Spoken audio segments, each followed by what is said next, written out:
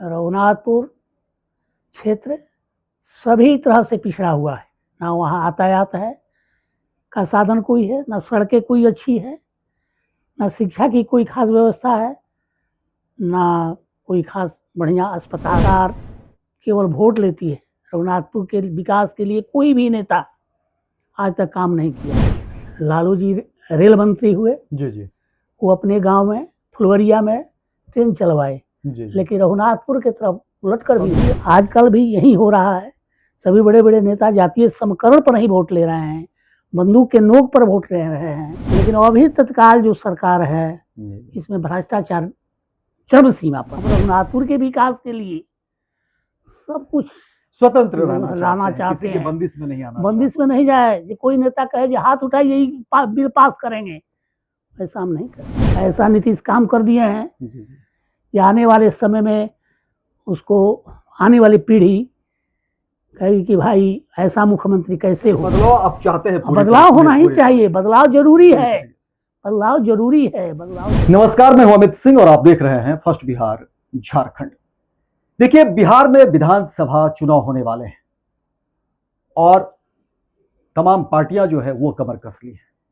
जनता के बीच नेता जा रहे हैं, पहुंच रहे हैं और फिर वादों का दौर शुरू हो गया है। इन्हीं सबके बीच हमारे साथ वरिष्ठ अधिवक्ता हैं, समाज सेवी हैं और अपने विधानसभा क्षेत्र के लिए, अपने लोगों के लिए काफी लंबे समय से संघर्ष कर रहे हैं।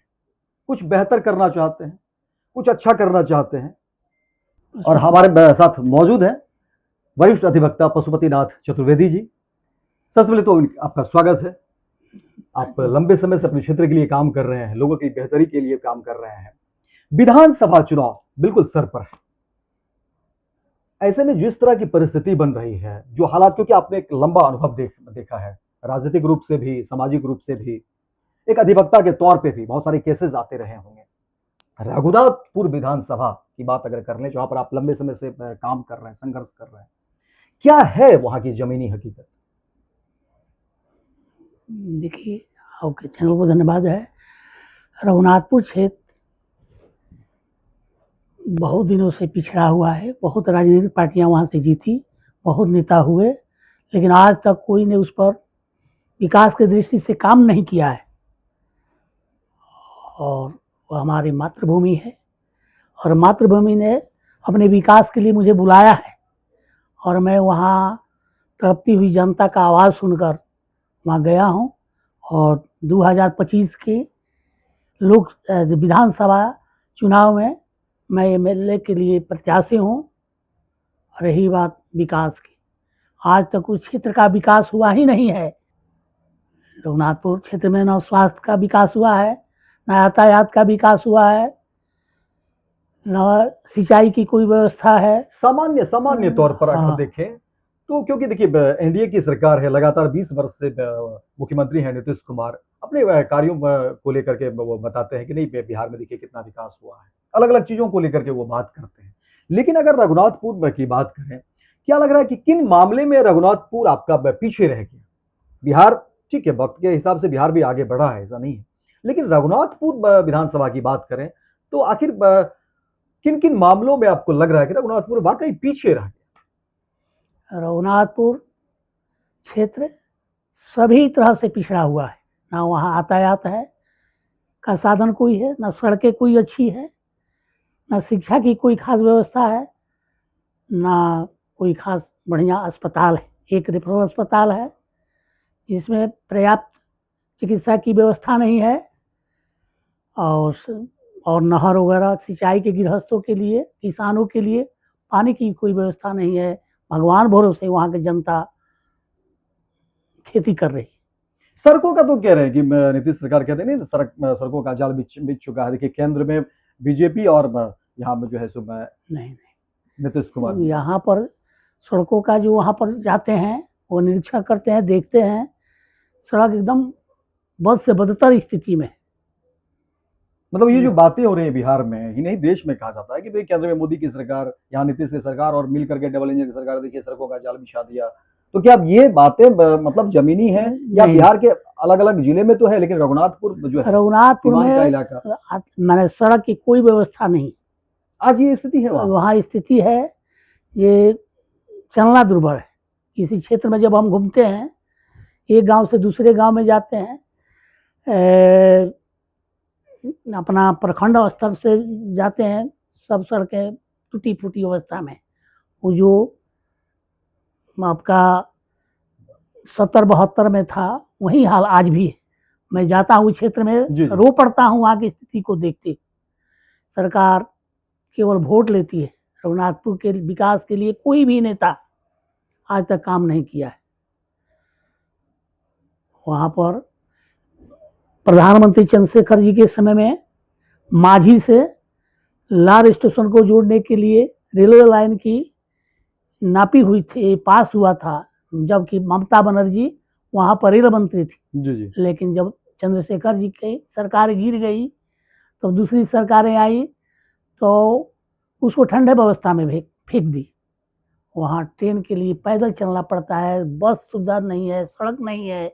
इसलिए मेरा यह भारत सरकार से मुख्य मांग है कि वहाँ माझी से लार स्टेशन को रघुनाथपुर होते जोड़ा जाए और सिवान को रघुनाथपुर होते हुए बलिया से जोड़ा जाए। इससे उस क्षेत्र का विकास, बेरोजगारी है, वहाँ पर कोई जीने के लिए सहारा नहीं है। खेती एक सहारा है, उसके लिए भी इरिगेशन का, सिंचाई की कोई व्यवस्था नहीं है, शिक्षा की कोई व्यवस्था नहीं है, वहाँ पर कोई डिग्री कॉलेज नहीं आपसे है। बातचीत हम इसलिए भी कर रहे हैं क्योंकि ये जानने की भी कोशिश कर रहे हैं, क्योंकि सामने जाहिर तौर पर 2-3 महीने बाद बिहार में विधानसभा के चुनाव होंगे और फिर जनता को वोट करना है। ये सबको अधिकार है जानने का, क्योंकि जब जहां बात विकास की हो रही है, नीतीश कुमार के दावे हैं कि हमने बिहार में जो है काफी विकास किया। 2005 का वो हवाला देते हैं कि जब से हमारी सरकार बनी हमने खूब काम किया है। क्या वाकई जो बातें नीतीश कुमार कह रहे हैं, क्या वो धरातल पर नहीं दिखता है? क्या रघुनाथपुर में इन तमाम चीजों की जो बातें हो रही हैं, शिक्षा, स्वास्थ्य को लेकर के, सड़कों को लेकर के, जैसा आपने भी कहा कि नहीं कोई व्यवस्था नहीं है, क्या वजह क्या मानते हैं कि रघुनाथपुर आज भी पीछे रह गया? क्या वजह मानते हैं? रघुनाथपुर में केवल वोट नेता सब लिया, बंदूक के बल पर हो, आपराधिक चरित्र के बहुत लोग हुए, वोट लिए, कोई काम नहीं किए। लालू जी रेल मंत्री हुए, जी, जी। वो अपने गांव में फुलवरिया में ट्रेन चलवाए, जी, जी। लेकिन रघुनाथपुर की तरफ उलट कर भी नहीं देखे कि वहाँ की जनता क्या कर रही है, कैसे चल रही है। राज ट्रांसपोर्ट की बसें 2-4 है, जो कि नगड़े बिल्कुल। रसूलपुर चटी से एकमा से पश्चिम जाने में जी, जी। जनता को बहुत परेशानी, सिवान से रघुनाथपुर आने में जनता को बहुत परेशानी, इसलिए आवागमन का कोई साधन नहीं।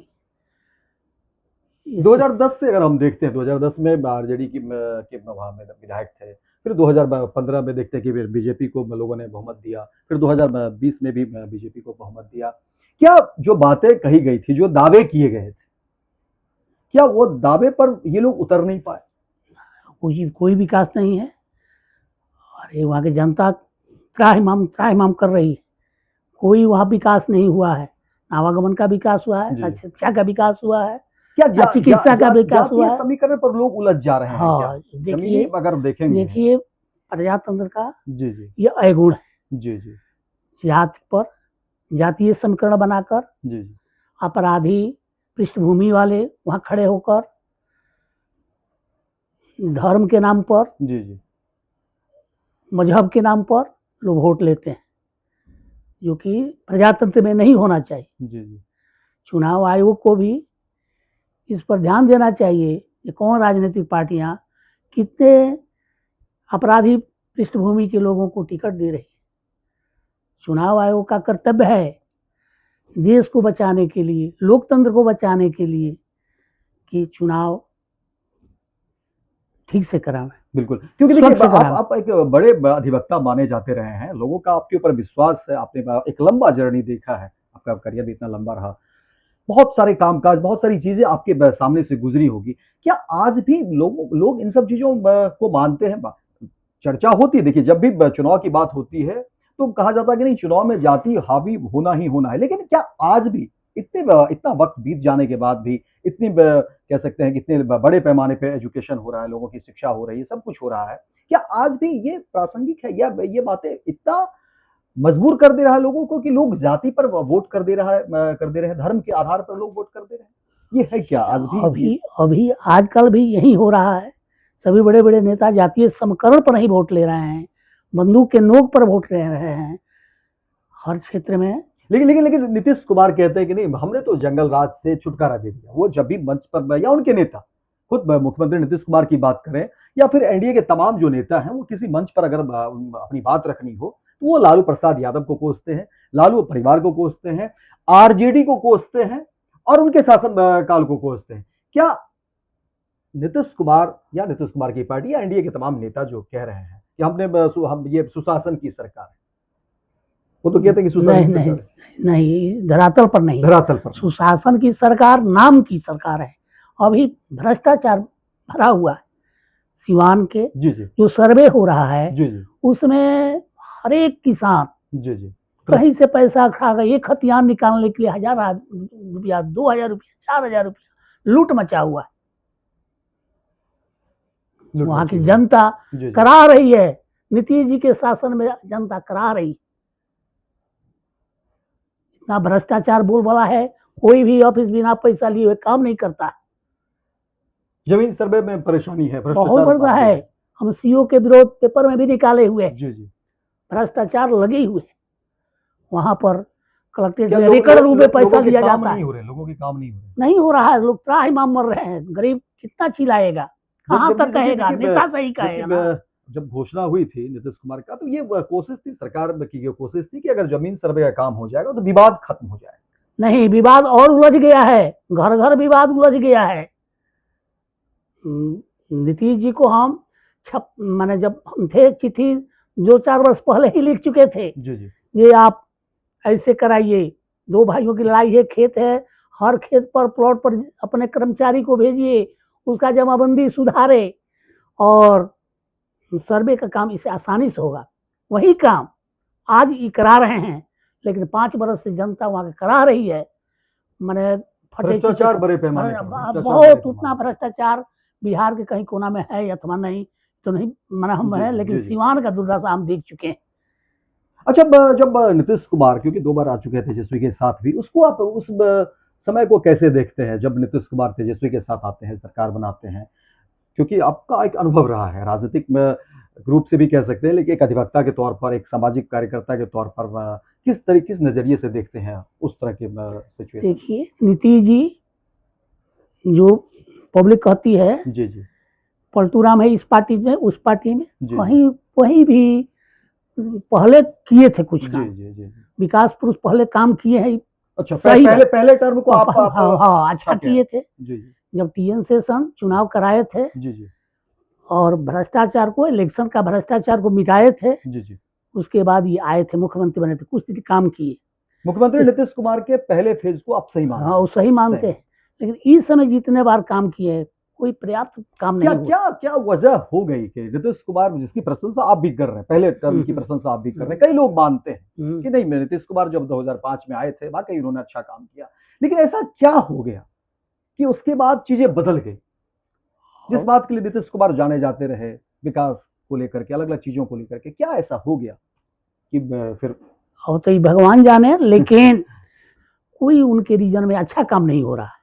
क्या लग रहा है, तेजस्वी एक बार फिर हो सकता है, या नीतीश कुमार एक बार फिर से तेजस्वी के साथ सरकार बना सकते, ऐसा कुछ है? और तो ऊपर वाला बता सकता है कौन बनेगा, क्या बनेगा, किसकी सरकार बनेगी, इसके बारे में तो हम नहीं कर सकते हैं। तो समय बताएगा।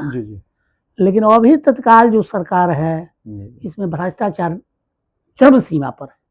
ये जो सर्वे वाला काम करा है, इसमें तो भ्रष्टाचार हम लोग आंखों में देख रहे हैं, जनता करा रही है। हर पेपर के लिए रिकॉर्ड रूम में पैसा देना पड़ता है, लाइन में लगना पड़ता था, पैसा देना था। हर परिवार से 10,000, 20,000, 50,000 रुपया खर्च हो चुका है। वरिष्ठ अधिवक्ता पशुपतिनाथ चतुर्वेदी लंबे समय से अपने क्षेत्र में काम कर रहे हैं, लोगों के लिए सोच रहे हैं, बेहतरी के लिए सोच रहे हैं। जैसा कि आपने कहा भी कि लैंड सर्वे को लेकर के आप लंबे समय से चिंतित भी थे, आप चाह भी रहे थे कुछ बेहतर हो, लेकिन कुछ नहीं, मतलब उसमें भी डाक के 3 पद वही हुआ। अगर आपको मौका मिलता है रघुनाथपुर से, जनता आपको विधानसभा भेजती है, बहुमत अच्छा मिलता है, क्या प्राथमिकता होगी रघुनाथपुर के लिए? आपने क्या कुछ विजन रखा है रघुनाथपुर के लिए? हम विजन रखे हैं, 11 सूत्री हमारी घोषणा जी जी निकल चुकी है। जी जी पहला हमारा ये है, भारत सरकार से मांग करते हैं, जो माझी से लार स्टेशन तक का लाइन का नापी हो चुकी थी, उसको ठंडे व्यवस्था में फेंक दिया है, उस पर लाइन बिछाया जाए और सिवान से रघुनाथपुर होते हुए बलिया को नापी कराया जाए ठीक है। और सिवान को जंक्शन बनाया जाए, जिससे उस एकदम पिछड़ा हुआ क्षेत्र का विकास हो सके। जी जी वहाँ पर जाने के बाद हम रो देते हैं, वहाँ की गरीबी को देखते हुए, वहाँ की परिस्थितियों को देखते हुए, आवागमन का कोई साधन नहीं, कोई साधन नहीं। कोई साधन नहीं। इसलिए क्षेत्र बहुत पिछड़ा हुआ है, आवागमन में बहुत पिछड़ा हुआ है, शिक्षा में पिछड़ा हुआ है। और छापरा जी जी सारण कमिश्नरी में जी, जी। एक जेपी विश्वविद्यालय है, जी जी न टाइम से वह परीक्षा ले रही है, जी जी ना टाइम से रिजल्ट निकल है। लड़का गोपालगंज का, सिवान का दूर दूर से आकर 2 दिन बिल्कुल। 4 दिन सर्टिफिकेट के लिए लाइन लगाता है। 5-5 बरस से 10-10 बरस से जो ग्रेजुएशन कर चुका है उसको सर्टिफिकेट नहीं मिला, और उसका नौकरी सर्टिफिकेट के अभाव अब में सारे का नहीं। स्थानीय स्तर पर यूनिवर्सिटी का निर्माण हो। बहुत, लेकिन हम चाहते हैं जी कि गोपालगंज और सिवान जिला के लिए अलग यूनिवर्सिटी बनाया जाए, जिसका मुख्यालय जी जी हुसैनगंज में डॉक्टर राजेंद्र प्रसाद के नाम से हो, ब- और उस यूनिवर्सिटी में मेडिकल कॉलेज की स्थापना हो। रघुनाथपुर में ITI नर्सिंग कॉलेज की स्थापना हो, ये व्यवस्था आप ये चाहते हो हैं शिक्षा विभाग में ऐसी होनी चाहिए। लेकिन जब देखिए चुनाव की सरगर्मी होती है, जब कोई चाहता है कि हम अपनी उम्मीदवारी पेश करें, लोगों के बीच जाते हैं, तो एक सवाल ये भी होता है कि भाई आप किस पार्टी से आएंगे। लोगों का एक सवाल होता है, और क्योंकि पार्टी के साथ जब आप जुड़ते हैं, पार्टी के साथ जब आते हैं, तो एक संगठन भी होता है, और कई लोगों की मनसा भी होती है कि चलो भाई पार्टी के कार्यकर्ता है, सब कुछ बैठे बिठाए बन जाता है। क्या आप कोई पार्टी के तहत आएंगे या फिर निर्दलीय ही लोग मैदान में आते हैं? ऐसा नहीं है, तो क्या निर्दलीय उम्मीदवारी पेश करेंगे? सुनिए, हम किसी के झंडा ढोने वाले नहीं, और विधानसभा में जीत कर आकर हाथ उठाने नहीं है। ये कोई हमारा बॉस हो और कहे कि ये काम हो जाना चाहिए, यदि हमारा बॉस भी, यदि हम किसी पार्टी से भी जाते हैं और हमारा बॉस भी यदि कहता है ये बात माने, तो बात मानने वाले नहीं है। हम रघुनाथपुर के विकास के लिए सब कुछ स्वतंत्र रहना लाना चाहते हैं, चाहते किसी के हैं, बंदिश में नहीं आना बंदिश में नहीं जाए। जो कोई नेता कहे कि हाथ उठाइए यही बिल पास करेंगे, ऐसा हम नहीं करेंगे। क्या आपकी बात बिल्कुल सही आप जो कह रहे हैं, लेकिन क्या राजनीति में इतनी गुंजाइश है कि हम राजनीति में आकर के और राजनीति का शिकार ना हो? क्या इसकी गुंजाइश रहती है? माने शिकार नहीं हो, ऐसे हम लोग देख चुके हैं। जी हमारे यहाँ महाराजगंज से जी महामाया प्रसाद जी निर्दलीय विधायक रहे जी जी और अच्छे काम किए थे। जब बचपन में हम लोग थे जी तो महामाया प्रसाद का हम लोग भाषण सुन चुके हैं और अच्छा काम भी किया है। ऐसा मुख्यमंत्री जी कोई नहीं हुआ है, क्या मुख्य निर्दलीय बनकर मुख्यमंत्री हुए थे। नीतीश कुमार दोबारा मुख्यमंत्री बनेंगे, क्या लग रहा है? और ऊपर वाला समय का तो हम बता नहीं सकते हैं कि फिर कौन भी मुख्यमंत्री जितना बनाएगा, बिहार की राजनीति में लेकिन यदि यदि जी, बन जाएंगे तो क्या होगा, ये तो बिहार का दुर्भाग्य होगा या सौभाग्य तो नहीं बता सकते हैं। लेकिन काम नहीं हो रहा है एट प्रेजेंट। इस समय भ्रष्टाचार में है सारा क्षेत्र, पूरा बिहार का बात हम कह रहे हैं। जी जी त्राह त्राह में कर सर्वे के चलते तो सारी जनता परेशान है। घर घर में लड़ाई छिड़ गई, घर भाई भाई में लड़ाई छिड़ गई। ऐसा नीतीश काम कर दिए हैं जी जी कि आने वाले समय में उसको आने वाली पीढ़ी कहेगी कि भाई ऐसा मुख्यमंत्री कैसे हो। यानी बदलाव आप चाहते हैं? पूरी बदलाव तरह- होना ही पूरी चाहिए, तरह से। बदलाव जरूरी पूरी है, तरीके से। बदलाव जरूरी है, बदलाव जरूरी है। बदलाव जरूरी है। तो देखिए ये वरिष्ठ अधिवक्ता है पशुपतिनाथ चतुर्वेदी जी, लगातार रघुनाथपुर की जनता के लिए काम कर रहे हैं, जमीनी मुद्दों पर काम कर रहे हैं। सरकार, सियासत, तमाम चीजों पर जो है इनकी नजर रहती है, और देखिए किस तरह से जो है ये अपनी क्षेत्र की जनता को लेकर के जो है अपना कितनी चिंतित है, और लंबे समय से मैं ये अलग अलग चीज़ों को लेकर के, देखिए सरकार को भी इन्होंने कई बार चिट्ठी लिखा, और लैंड सर्वे को लेकर के जो बातें अभी कही जा रही थी, अलग अलग मुद्दों को लेकर के, अपराध को इन्होंने कहा कि देखिए किस तरह से अपराध की समस्या, अलग अलग समस्याओं को लेकर के ये गिना रहे हैं। और आने वाले विधानसभा चुनाव में ये भी अपनी कितना किस्मत जो है वो आजमाना चाहते हैं। जनता के ऊपर है, जनता किसे जो है सो अपना बहुमूल्य मत देती है, लेकिन हमारी कोशिश है कि बिहार में आने वाले विधानसभा चुनाव को लेकर के हर क्षेत्र की समीक्षा करें, जानने की कोशिश करें कि वहाँ की ज़मीनी हकीकत क्या है, जनता का मिजाज क्या है, और जो वहाँ का नेतृत्व करने वाले हैं, नेतृत्व करता है, और जो अपनी उम्मीदवारी देना चाहते हैं, वो क्या चाहते हैं क्षेत्र की जनता के लिए। बहुत बहुत धन्यवाद आपको।